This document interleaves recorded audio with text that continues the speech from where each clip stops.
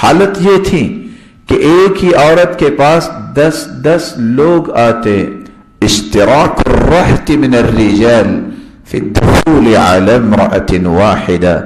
ایک ہی عورت سے 10 لوگ نکاح رچا لیتے، وہ اس کو نکاح ہی سمجھتے تھے. جب اولاد پیدا ہوتی تو قرعہ اندازی کی جاتی، جس کے نام پہ قرعہ نکلتا اس کو باپ جو ہے وہ کنسیڈر کیا جاتا. اسلام نے کہا کہ جانور اور انسان میں اتنا ہی فرق ہے جتنا زمین و آسمان میں فرق ہے. یہ اشرف المخلوقات ہے، اس کی عزت اور غیرت ہے، اس کا ایک مقام اور شرف ہے. یہ انسانوں میں ایسا نہیں ہونا چاہیے.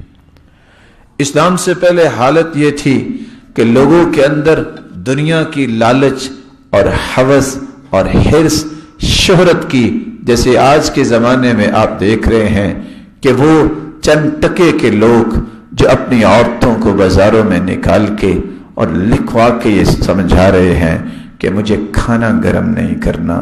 ایسے لوگ تھے اس وقت بھی جن کو پہلوان بیٹے کی خواہش ہوتی، وہ اپنی ہی بیوی کو کہہ دیتے استبضعی من فلان، جاؤ فلاں پہلوان کے گھر چلی جاؤ، اتنی دیر تک اس کی بیوی بن جاؤ جب تک تم امید سے نہ ہو جاؤ.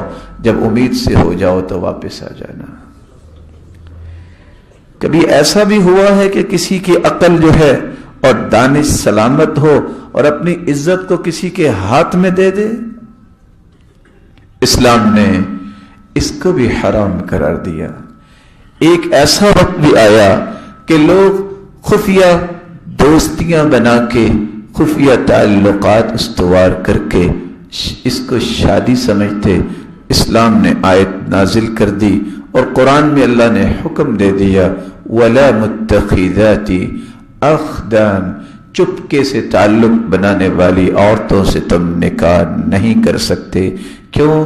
مسلمان اور مومن ایک پاکیزہ اور پاک دامن زندگی گزارنے کو پریفر کرتا ہے. اس کے لیے یہ لائق نہیں. جس طرح وہ شادی شدہ سے نکاح نہیں کر سکتا. یہ قرآن مجید کی آیات اکٹھی کس طرح اتری ہیں؟ ماں سے نہیں، بیٹی اور بھتیجی اور بھانجی اور بہن، یہ سارے معزز رشتے گنوانے کے بعد اللہ ذوالجلال نے فرمایا وَلَا مُتَّخِذَاتِ اخدان، ایسی عورت سے بھی تم نکاح نہ کرو جو اس طرح خفیہ تعلق کو پالنے والی ہے. اسلام نے نکاح البدل والمبادلہ، ایک طریقہ ایسا تھا ان ظالموں کے پاس. میں ظالم اس لیے کہہ رہا ہوں کہ انسان دوسروں پہ تو ظلم کرتا ہے جو اس کی کم عقلی اور کم فہمی ہوتی ہے. بھلا کسی نے اپنے ساتھ بھی ظلم کیا ہے؟ اپنی ہی بیوی کو دوسرے کے حوالے کر دیتے اور کہتے آج ہم بیویوں کو ایکسچینج کرتے ہیں، تبادلہ کرتے ہیں اور ایک دوسرے کی بیوی لے جایا کرتے ہیں. اسلام نے کہا یہ درندگی اور حیوانگی مسلمانوں میں نہیں ہونی چاہیے. مسلمان وہ سمجھتا ہے قلبی قلبها وقلبها قلبی، روحی روحها وروحها روحی. کیسے ہو سکتا ہے؟ جس کے ساتھ نکاح کیا ہے وہ اس کی عزت، اس کی غیرت اور اس کی قیمت وہی جانتا ہے جس نے نکاح کیا ہے.